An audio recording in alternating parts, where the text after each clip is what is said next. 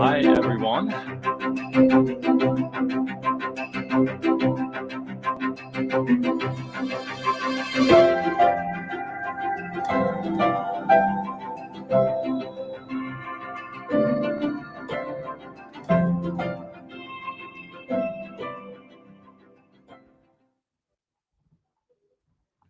Welcome to the second session today of our final day of the Makers Festival, which is focused on understanding and learning more about our issue-based ecosystem methodology, which we're really excited to launch to the network today. It's been co-created over many, many months by many impact hubs and different people across the network. So today is your chance to learn more about that. And I'm joined here with Angie from the Impact Hub Global team, and I'm Tom from the Impact Hub Global team. We're both based in London, but Angie is actually in Lisbon today, Yes. right?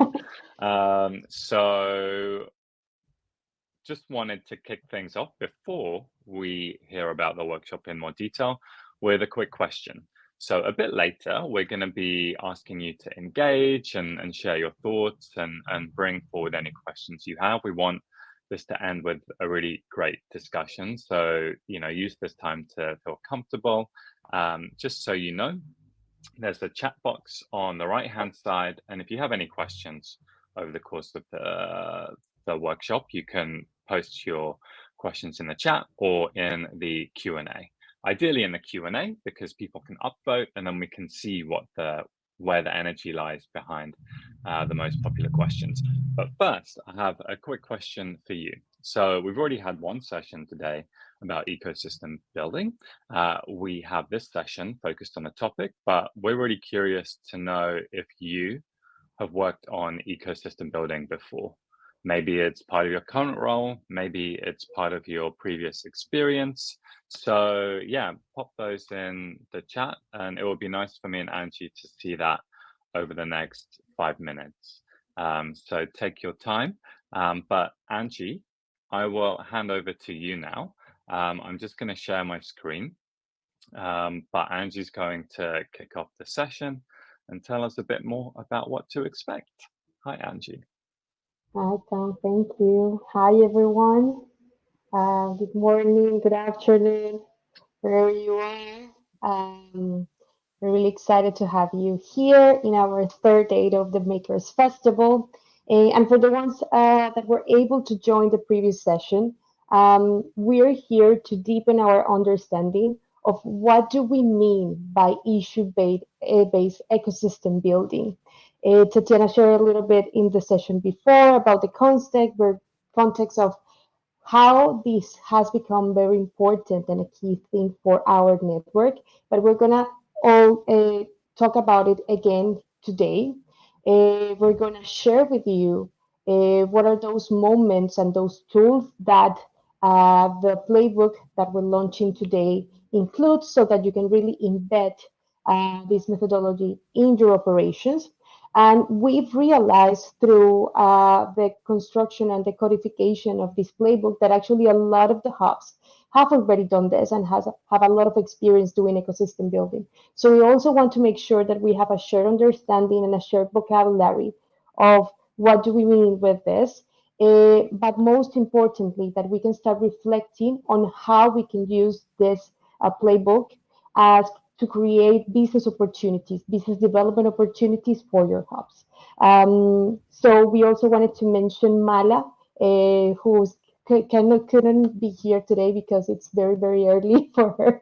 But she has been also a key player, a key person in the construction and codification of this playbook.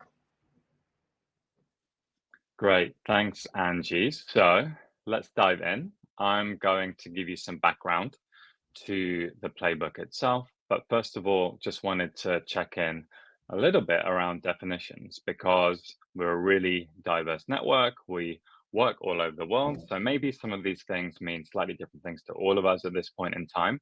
And one of the great things that we can do over the coming months and years is to align on our approach and our vocabulary. So first of all, you may be wondering what even is an ecosystem? Well, I'm just adding a few summaries here next to some keywords, but we would define ecosystem as this dynamic network of interconnected people, actors, stakeholders who share the assets to achieve outcomes that wouldn't be possible alone. When we're talking about issue-based ecosystem building, what we're really talking about is this collaboration focused on specific points, goals, problems, challenges. So that might be, for example, lack of education around circular economy, mental health, access to women's health, access to markets, and so on. So it's very focused on an issue.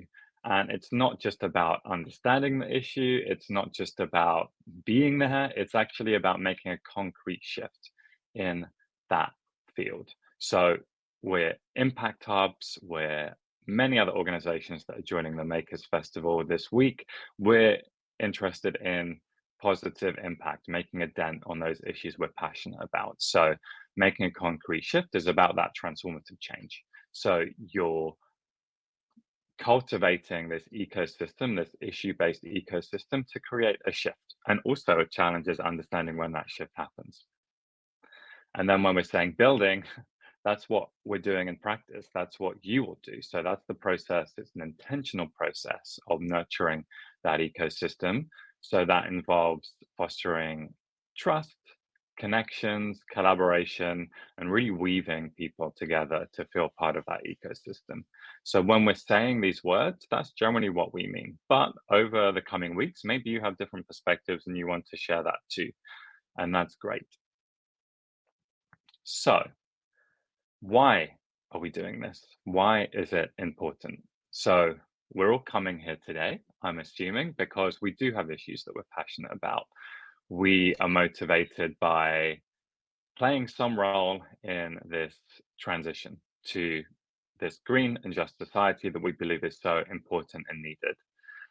The current system has many challenges, right? Like we see it, we've seen it so many times over the past week, months, years, decades. There are lots of systemic barriers and issues that we need to unpick. And issue-based ecosystem building is a way to go about that.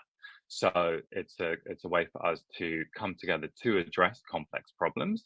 A lot of these are deeply systemic issues that we can only solve if we work together.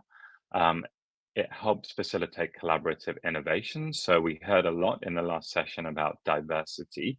So bringing together lots of different experiences, lots of voices, lots of perspectives can really cultivate that innovation that's needed because not all of the solutions exist already.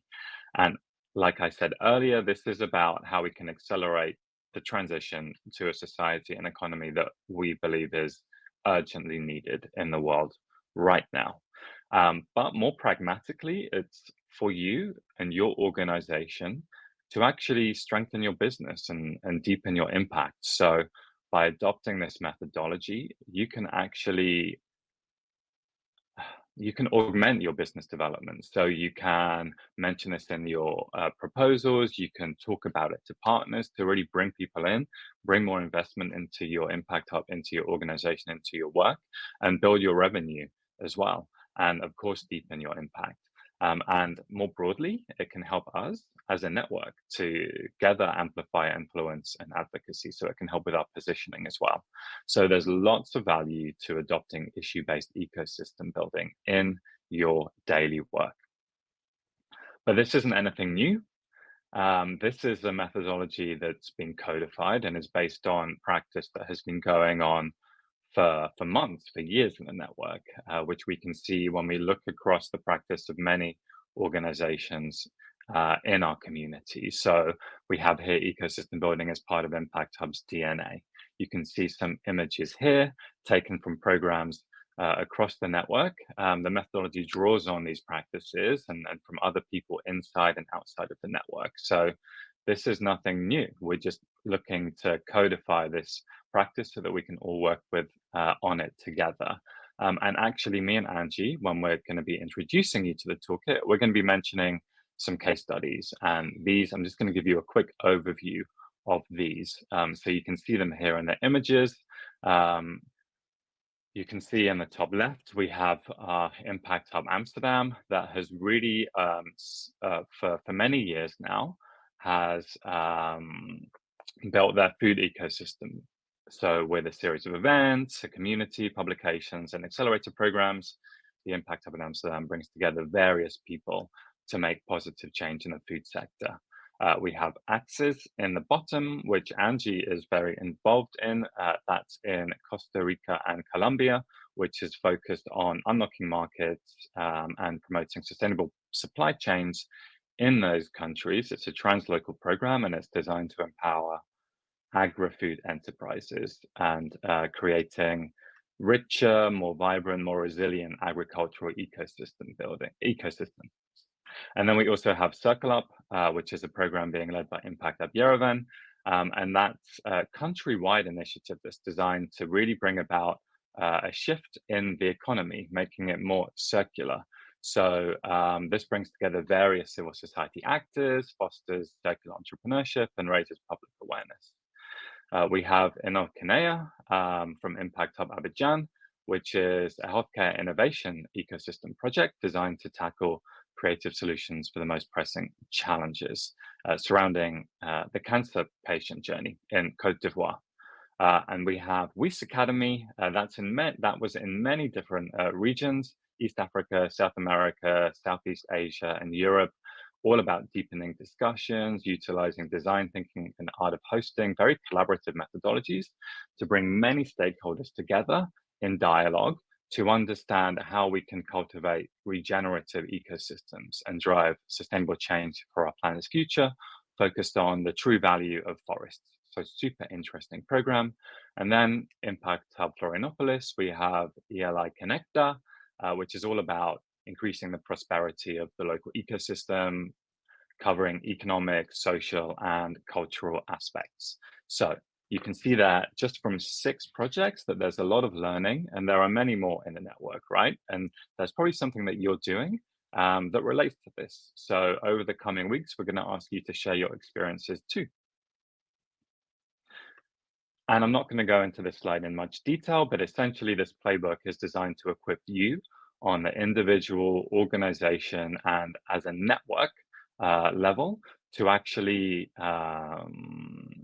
create these thriving impact ecosystems. So you can see here, part of it is around how it can help you build your individual and team competencies, but also how, like I said, you can build your partnerships, bring in business, increase your revenue, strengthen your positioning, but also the same is true for us as a network. So let's use this as an opportunity to position ourselves as the go-to network for systemic problem solving on a global and regional level too. So what is the methodology exactly? What we have in the playbook is this process broken down into what we're calling 6 moments. And you can see them mapped out here. Understand, engage, convene, activate, consolidate, and amplify. And me and Angie are going to go into each of these moments in a bit more detail shortly to give you a bit of a taster as to what they are. But don't worry, there's a lot of information and we're not going to go through all of that today, but you're going to get access to the playbook and you'll be able to process this in your own time. This isn't necessarily a linear process, right? Like some of these moments might happen at slightly different times or parallel to one another, but this is the most kind of logical and coherent way that we can map out this methodology, right from the very beginning around understanding the issue to, okay, you've done the work. How do you actually amplify your impact with that ecosystem that you have built? And the playbook itself includes many different tools. So each moment has an overview, it has goals, it has recommended activities, it has 1, 2, or 3 recommended tools for you to use, and then lots of further resources relating to that topic. So it's a very rich, deep document and resource for you to utilize, and you can do that pragmatically. So the goal is to apply that to your local context, and you can copy this, you can adapt it, and you can really make it work for you using the tried and tested practice of the network. So let's go into the moments. I'm going to cover a moment and then hand over to Angie to do the next, and vice versa. So we'll be talking in tandem for the next 20 minutes or so.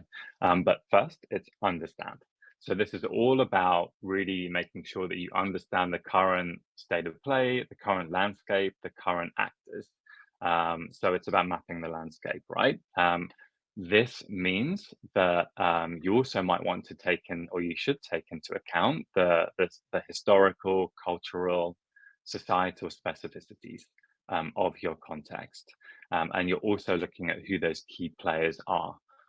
So it's a bit of a research piece here, but also you're starting to crystallize that issue that you want to focus on. Okay, so in doing this, you want to identify gaps and opportunities, and in doing that, you'll start to understand the problem, the issue, the challenge that you want to address.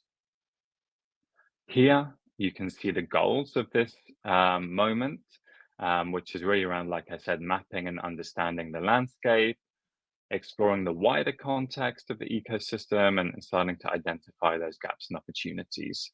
Some of the activities we recommend are around really seeking the core issue, doing some stakeholder mapping, ecosystem analysis, and contextual review. And there's a really great ecosystem mapping template for you to use here that has been developed through many different programs that have been delivered on a translocal level. So it's a nice rigorous activity for you to do. But I'm going to talk to you a little bit about what Impact Hub Amsterdam did in their program, which I mentioned on food ecosystems. In 2020, Impact Hub Amsterdam conducted a thorough mapping of the ecosystem, and actually what they revealed was a critical gap, a lack of investment-ready impact startups focused on these crucial topics around food ecosystem, such as reducing food waste, replacing animal proteins with plant-based ingredients, shifting to short value chains, biodiversity, and more inclusive ecosystems as well. So there were several networking organizations and initiatives, but really there was nothing they were seeing in the ecosystem that prioritized entrepreneurial solutions to the food transition. So as part of their mapping, it was very thorough.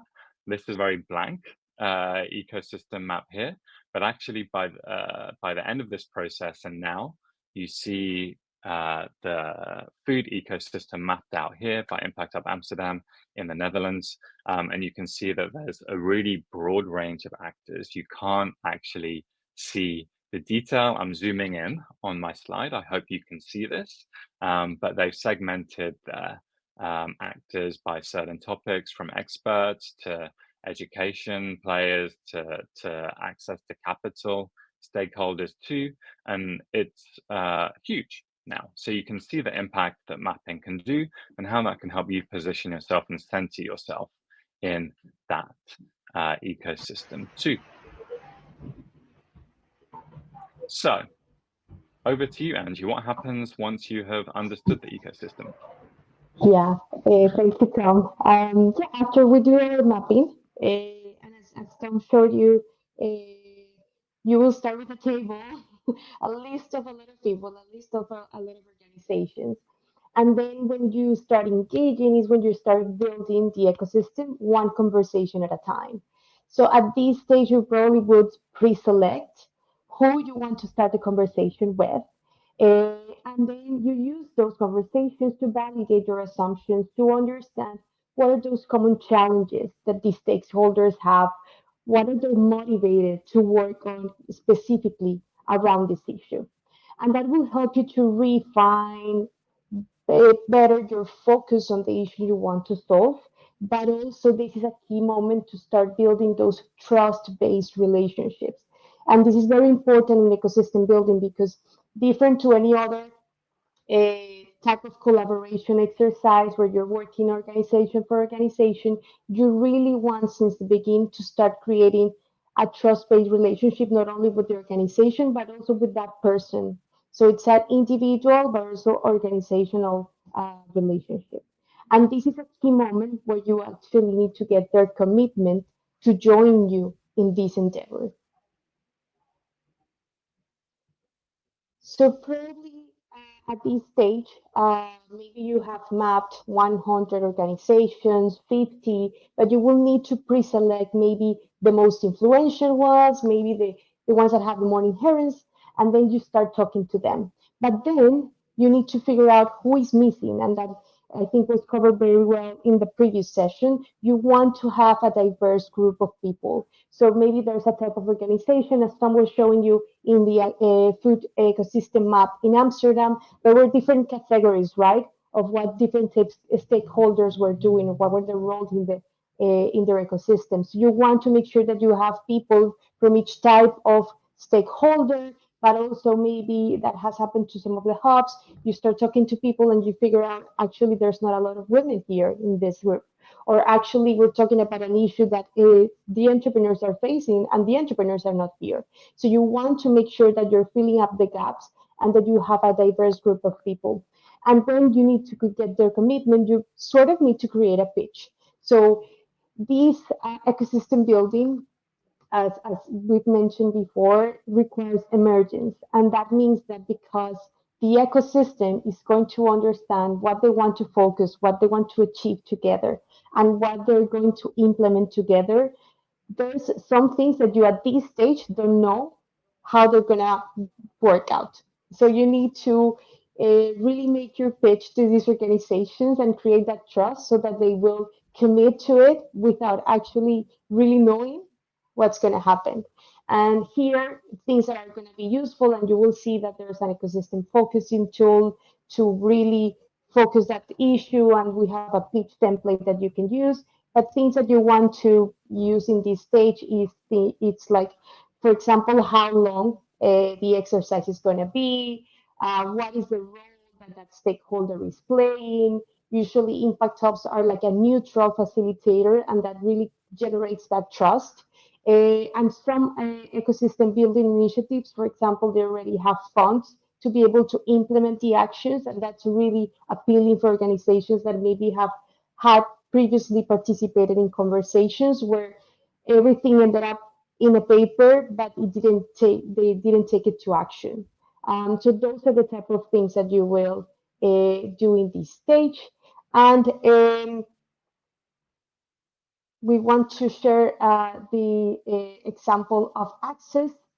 Angie, Yes. maybe we can just take a moment before we move on to the example because we're getting a few people saying that your sound is a bit tricky. It's not Oh, great. So is it possible to either um, not use your mic or just think about where the mic is? is it better now? It's a bit muffled still. Let me just try this. Okay. Can you hear me? Is it better now? If you try again, let's see. Can you hear me now?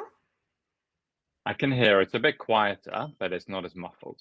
So I think maybe if people turn their volume up one or two notches, we're good. Thanks, Angie.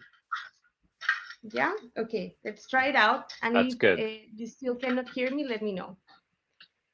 Cool. Um, so, for example, in Access, which, as Tom was saying, we're trying to increase access to market for agribusinesses so that the growth of these agribusinesses can transform their communities and bring social and economic development.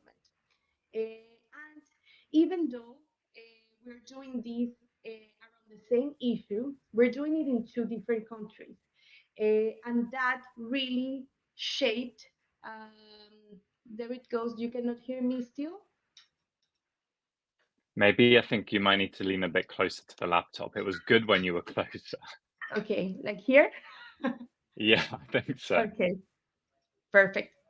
Okay, so even though we have the same issue and we're doing the ecosystem building at the same time, the results or what both hubs identified during the ecosystem mapping and understanding really shaped how they engaged locally to convince the stakeholders to be part of this. So, for example, in Costa Rica, they found out like really playing that role of being neutral and making sure that everyone, people that usually were not part of those conversations, were going to be present, was enough to convince actors, and they committed verbally throughout these one-to-one conversations. But in Colombia, they found out that there were already a lot of organizations that had tried to do this ecosystem building, but not as successfully. So they identified that a better way to get people to commit was to actually sign MOUs with them and make it more formal, so that people would see that this was serious and that this will imply that they will put the time, but we were actually committing to implement what we were going to work on together. So this is something that you will also take into account when you're doing it yourself. Like, what are the type, how formal or informal your ecosystem is, what are the arguments that you are going to use to get people to commit and believe, and how you're going to play with that emergence.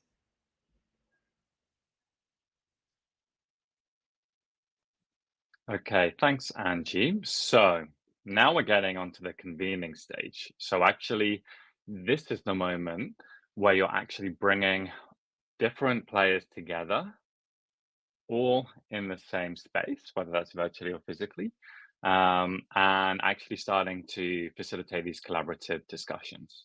So this is again all about deepening those relationships, but also around understanding the issue more deeply. What's bringing people to this issue, and what's the shared purpose?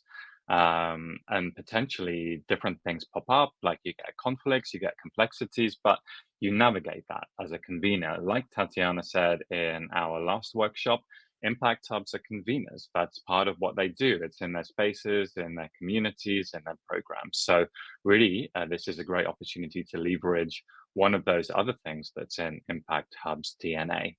So this is all about hosting the ecosystem in one event or a series of events, creating that safe space for connection and engaging people in a participatory way. Um, we have an essential tool at the bottom here around art of hosting and design thinking, because we believe these are key methodologies that will help you do this. And many of you have heard about art of hosting, many of you practice art of hosting, and there are various tools and methods you can use there to bring people together in a very participatory, inclusive way. So this moment is really about designing those touch points and those experiences for your key players who you want to be part of your ecosystem, and also those people who shape but also are shaped by the ecosystem. So there's an inclusion lens here that you should put on to the moment along with all the other moments as well. And the example I would like to draw your attention to here is the Weiss Academy collaboration that we've had over the past year, and specifically a dialogue that was hosted in Brazil. So I think between 30 and 50 people were brought together from 5 Amazonian countries, including Brazil, Colombia, Peru, Bolivia, and I always forget a final one. So that's a challenge for someone in the chat. If you do know that fifth Amazonian country, then pop it in the chat so people can find out. But there were 3 days here that were hosted, that really utilized art of hosting. So day 1 was focused on bringing people together, getting some collective storytelling going, some collective mapping, and a World Cafe to really get people to know one another, create that space of intimacy, and yeah, get people ready to collaborate in a really authentic game way. And then day 2 is all about the collective vision for action. So that's going deeper. That's okay. Well, we're all here together. We trust one another. We're trusting one another. But what's our collective statement for action?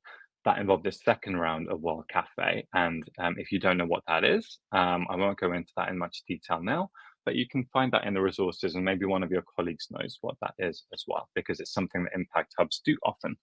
And then there was also a visit to the Amazon. So where you hold these events is super important and powerful too. If you hold it in a boardroom separate from the issue, think about the different experience that will be compared to if you were actually where this issue was and that you were sensing and feeling that ecosystem too. And then day three was around looking to the future. So really getting people to develop those collaborative solutions or ideas for solutions through some formation of initiatives. So actually starting to sculpt this energy into practical initiatives. And that's when it might start to feel a little bit awkward, actually. Like in art of hosting, we call that the groan zone. As you start to converge and diverge and diverge and converge again, there are those points where it feels a little bit awkward. So it's your job as an ecosystem builder to hold that for people and shepherd people through in the right way, and knowing when to converge and diverge and push people through that period. So this is a really interesting phase for me. But Angie, once you've done that, how do you actually activate? Thank you, Tom. And please let me know if the sound is not working again. But yeah, when you convene, you create that shared vision, as Tom was explaining, and you also focus on what parts of that issue you want to work on together. And that really gives that empowerment and that commitment to the actors that this is their initiative and this is what they're building together. And then we get to activate when we move from the insight, from the analysis to the action. And this is a place or a moment where actually we hubs feel very, very in our comfort zone, if you may say it, because this is where we co-create, where we ideate, where we come together to identify and prioritize what are those solutions we're going to work as together through the ecosystem building. And maybe here we will set our objectives, we will set our plans, and we will define what are those metrics we're going to use to make sure that we understand what success looks like. This is a stage, again, as Tom was mentioning, in convening and in activate, collaboration is key. You need to make sure that that trust, that relationship of each one of the stakeholders that are part of the ecosystem building is there. And that means, again, as the same in convening, making sure that you're not always like meeting in a mainstream way, but you keep on finding ways to keep building that trust and creating, fostering that creativity within the ecosystem.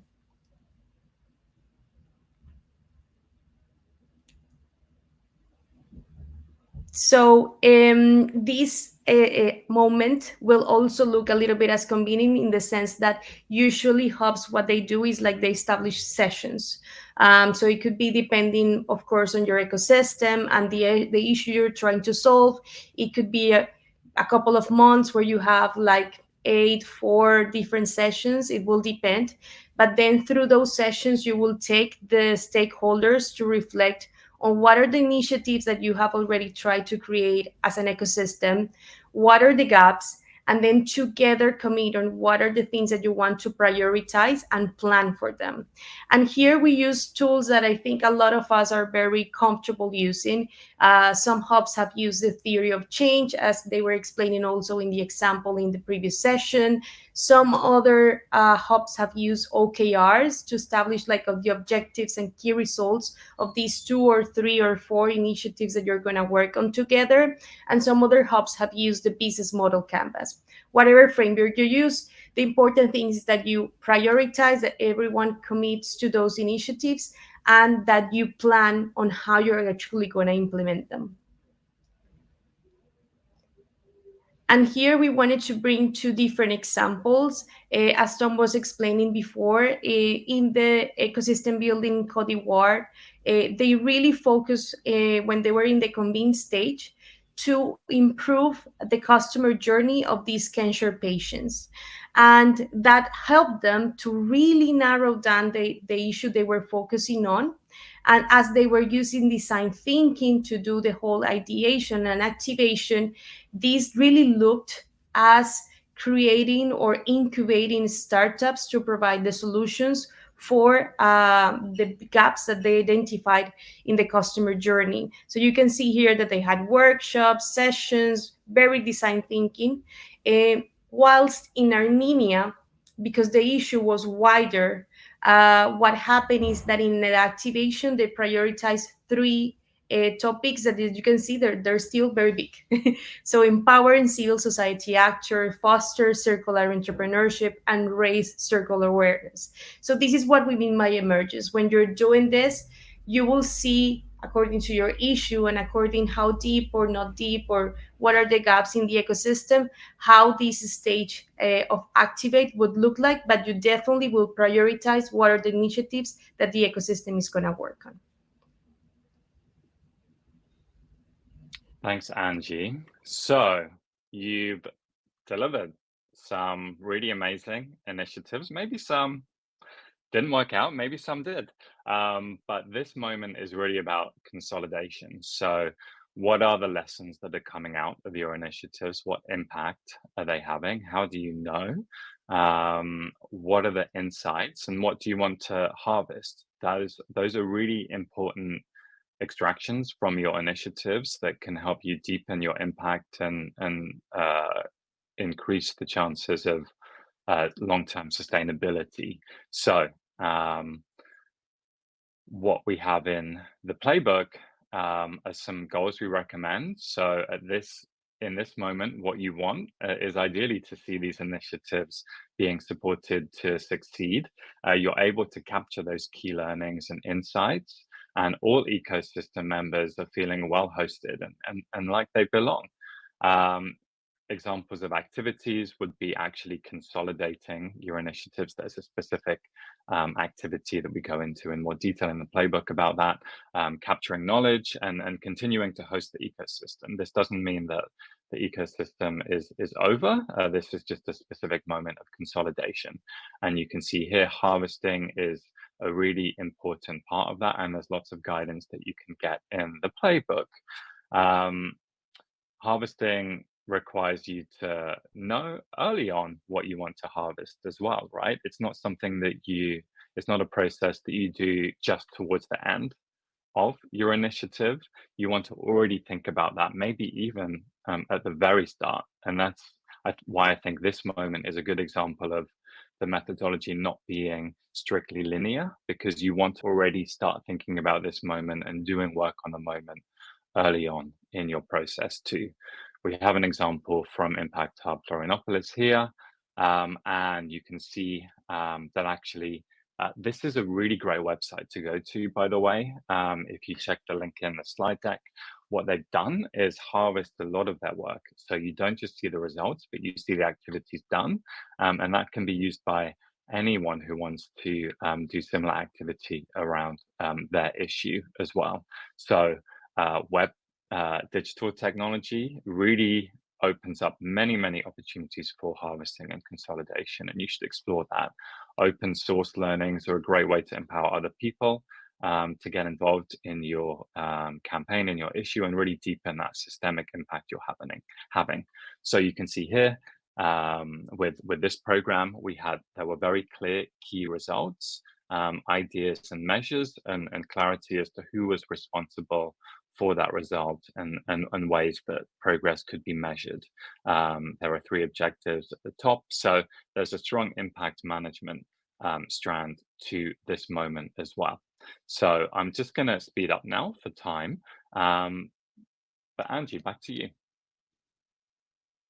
Thank you, Tom. And then we arrive to our 6th and final moment. And I love to call this moment the outcome, right? Because when you get to amplify is because you already built your ecosystem, because you already made the shift. And this is when you are able to share your impact and share those learnings with everyone else, invite more people to be part of the ecosystem building. This is when you start seeing that these new ways of working together become mainstream, and that the ecosystem is able to self-organize and keep on working together without your facilitation. And one of the key things of this moment also is how you make sure that you ensure the longevity and the sustainability of this initiative, of this ecosystem.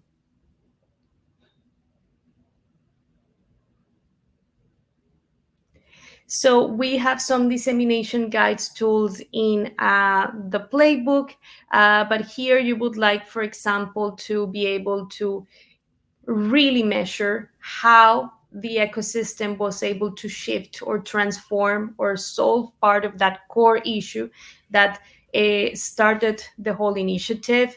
You would like to share your learnings, you would like to focus on longevity, not only in terms of governance, but also in terms of the funding to be able to keep on working on those initiatives and to be able to influence. So this is a stage where you usually would see that the ecosystem it's able to influence policies, is able to change regulations.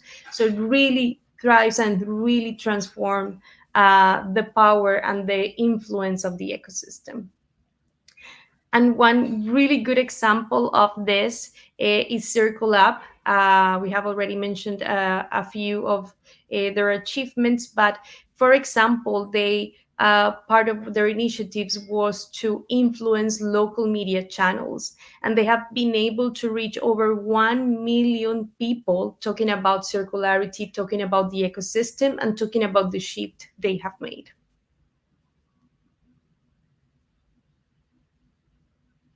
Great, thank you. So those are the moments that we provided you with a brief overview of.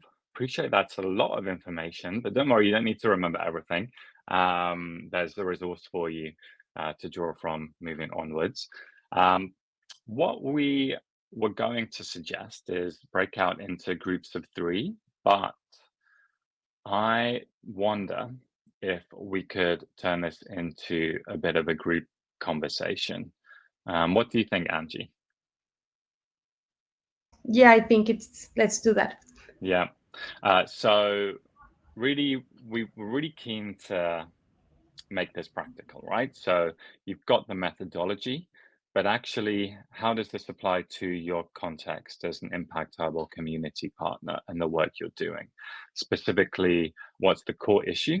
You know, we want to hear from you. What are the issues important to you at the moment in your context that this could support, impact upon? And 2, what are the specific partnership and business development opportunities, right? We're organizations, we're businesses, we do need these partnerships and investments and funding to actually do this work. So what's coming up specifically in 2025? Something we're recommending is that you already integrate this into your business planning. So what's on your radar? And is there anything else in your work that you do as ecosystem builders that you want to share? So we'd really love to open up the floor to everyone in the room. You can raise your hand, I think. I don't see the feature here today, actually. Maybe it's just because I have a different account today, but it would be great to bring you here to actually speak, or you can chat and add something to the Q&A. So whichever one you feel more comfortable with. Angie, is there anything you want to add or anything you would like to hear as well? No, I would just say also, like, if you have any questions, also feel free to jump in.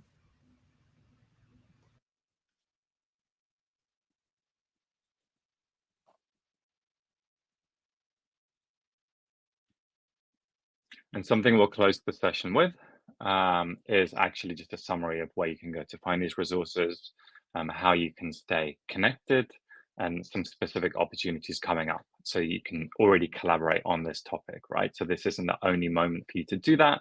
This is us introducing the playbook to you, and then we can actually get to work in the coming weeks.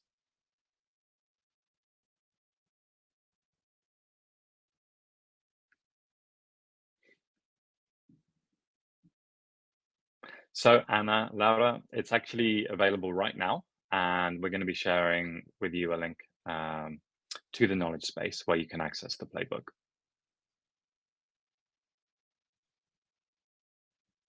So I see here, Christine has interacted with a comment from Lena. It's important to start with baselines so as to be able to measure impact. Yep, 100%. Christine is our impact management pro at Global, so I can't top that answer, but actually, yeah, this is about making shifts, right? So we need to be able to demonstrate that we're making these shifts. So super important to have those frameworks in place. Yeah, I agree. And also, like, that will also happen throughout all the moments, and you will see in the playbook that actually every moment has matrix that you can use to measure the impact that you're creating.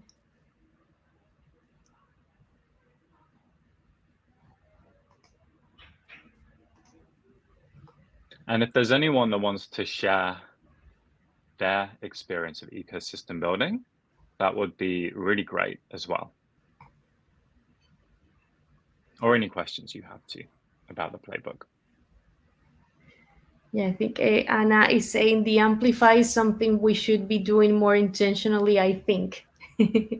Yeah, I completely agree. Mm-hmm. There's a lot of amazing work that we do already. So there's so much work that we could be amplifying. Yeah. And I think like that's also how we can figure out how to work together with comms and business development, that not only we amplify what we've learned and share those amazing stories, but also how we use those efforts to tell everyone else, hey, we're here to build ecosystems, we can support this, and figure out ways both in a programmatic approach, but also for your community, how you can raise funds or like bring partners in the ecosystem that will bring the funds needed to be able to implement initiatives.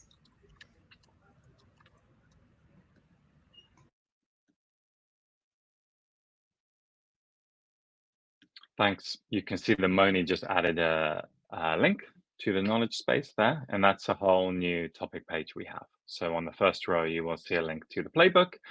And then over the coming months, we'll be adding more case studies, more stories, and a section on business development and positioning as well. So we'll be dripping some of this content over the next months.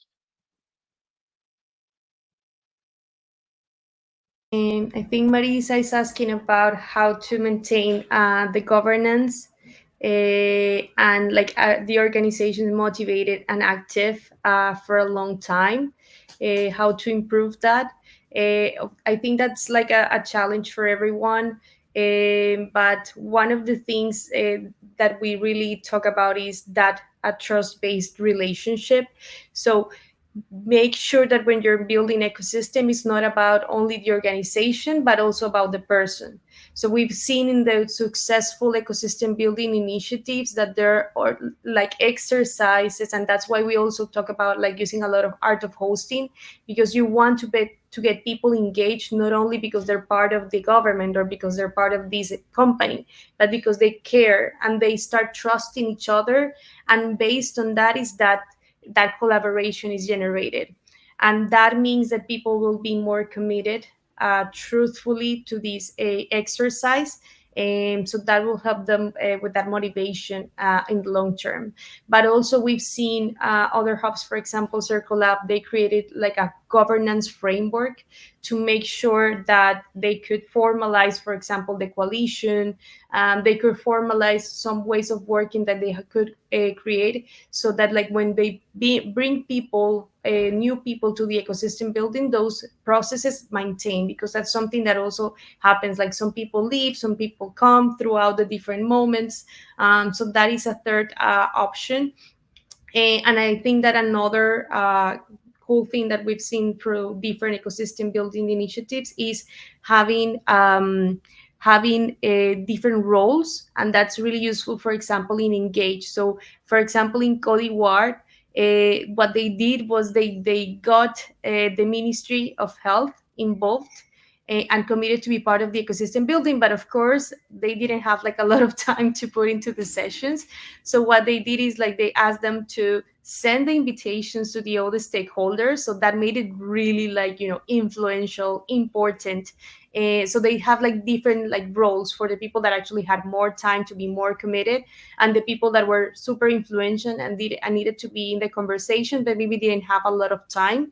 And that also helps to like navigate like the different moments and the engagement throughout the sessions. But we've known from like the hubs that have engaged in this that you need to make sure that like logistically you have the time and the capacity to follow up with people, particularly in the first moments, like in the engaging and convening, making sure that you talk to people, you reach out collectively, individually, you follow up, you have multiple conversations so that they show up for the sessions.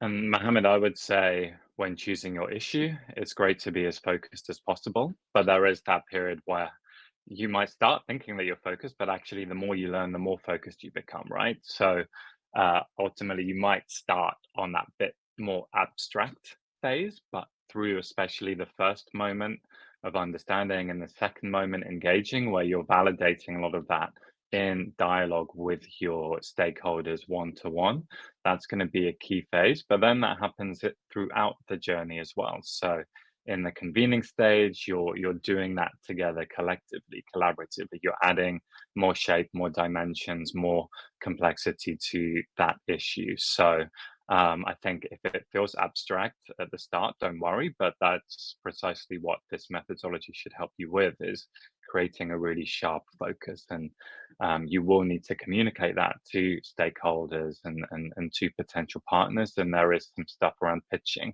as well in the playbook. So it's a work in progress. And at the end of the phase, when you get to amplify, then I don't think it ends there as well, right? Because you're taking it to more audiences, you're getting feedback and different perspectives. So that's the beauty of systems thinking, is the more people that you can involve, the deeper your understanding of that issue becomes. Yeah, and I would that add to that, like also as throughout the moments, you will see what are the gaps. So maybe you start with an issue, and when you're doing the understanding, maybe you see that like in this part of the issue is where a lot of the initiatives are focused, but actually in this part of the issue, actually not a lot of people are doing something. So that would be something usual that could happen at that stage. But also when you're in convening, you can also create exercises in the sessions where you get the people and the stakeholders involved in the ecosystem to double down, double click, and actually prioritize what aspects of the issue you want to focus on. And getting people to really commit to, okay, this is what we're focusing on. We've seen that it's a key element of success. So you will have, as Tom mentioned, different moments throughout the ecosystem building to keep on narrow it down if that's what you and the ecosystem wants to do.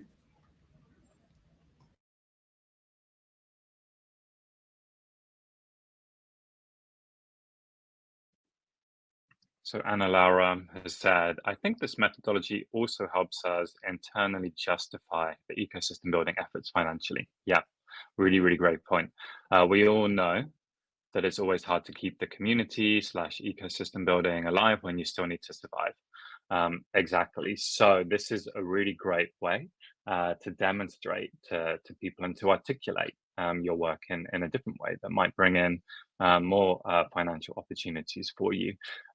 Something that we want to do next year as a clear collaboration with the network is work with some impact hubs and organizations, maybe community partners too, who want to actually apply this to their business development and think, okay, what are those opportunities on our radar, and how can we write proposals, co-create some of that stuff together, and actually bring in more opportunities for the network, but also to invest in the work that we're already doing. Yeah, I agree. And also, like Josue, that in Tegucigalpa, there starting the ecosystem building initiative. So there's a couple of like a few hubs actually that are doing this right now. So we also want to create spaces that are useful for everyone to be able, between the hubs that are doing ecosystem building now, to be able to share those learnings and support each other. So also like feel free to like give us ideas, because we've had community of practices before, but I know that it's really tricky and like everyone is super busy. So we really want to find the best way to be able to provide those spaces of peer-to-peer learning, and keep on understanding what is the best way of implementing the methodology and keep on improving it. Exactly. And you can see some of these next steps that we've outlined here for you. There is a section on the knowledge space, if you look to the far right of this slide, on trainings, communities of practice, and events that are scheduled in the network. We always promote those in our Makers Digest, which Impact Hubs and community partners receive, and Slack, and so on. So we do have some activities coming up, as Angie said. You can access the resource on a knowledge space. There's a link in the slide deck, and Moni has just posted all these links here, hopefully. And there's a Slack channel for Impact Hubs that want to find other peers that are interested in this topic. Me and Angie will be there too, and other members of the global team and other Impact Hubs that are practicing in this field. So we can all just join that and just use it to keep in touch and collaborate when the opportunities emerge. And then talk to your teams about what's coming up in 2025. Add this to your planning lens. Add ecosystem building as a lens to your planning, and just see how that can help augment your work for the coming year or multi-years. This is an opportunity to bring in multi-year funding too. So Angie, do you want to mention anything about the circularity COP? Yes. So as I mentioned, we're rethinking the COPs, but as we do that, we already have a space booked for next week in the Circular Economy COP. So what we're going to do next week is for the hubs that already have an issue or an idea around circular economy that you want to tackle through ecosystem building, we will be able in that space to take you through actually using the playbook to design your ecosystem building initiative.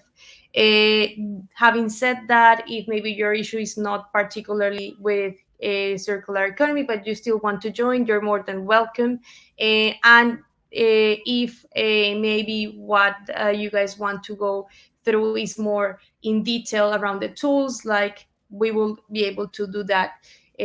So basically, next Thursday, COPs, circular economy sessions, are going to be to double click in this playbook and give you the support you need to be able to plan for it for your own hub. Great. Yeah, we'll post that on Slack, and you can find it in the Makers calendar as well, for sure. So hope to see you there. We are coming to the end of our time now. So I've just got a couple of housekeeping points to share before we close. But Angie, thanks for joining. It's been great doing this with you, and thanks everyone for coming. Is there anything that you want to say, Angie, before we close? No, just feel free to reach out to us if you have any other questions.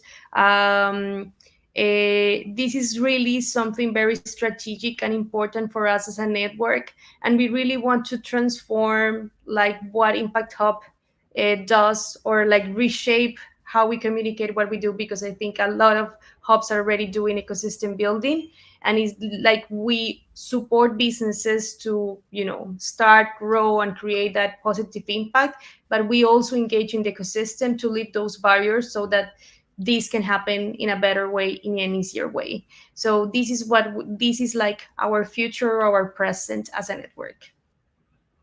Couldn't put it better myself. Thank you, Angie. Just a reminder to people to vote today. We have our Innovation Awards. The winner will be announced. Deadline is soon, in a few hours. So do check your inbox for that invite to review the candidates from across the network on really great innovations they have around diversity, equity, and inclusion. They're really inspiring, and the winning team gets really cool prizes. So support your makers as well. So check your inbox for that. Any questions, just post in the maker Slack. Next session is starting in 1 minute, as Moni has posted down here in the chat. It's on getting things done. So we want to get things done as an organization. We don't have much time, right? So join this session. It's actually by the organization getting things done. Stefan is hosting that for us. So you will be able to prioritize to enhance your performance in your roles after that session, we hope. So run to that session, enjoy it. Nice to see you again, and speak to you soon. Thanks a lot, everyone.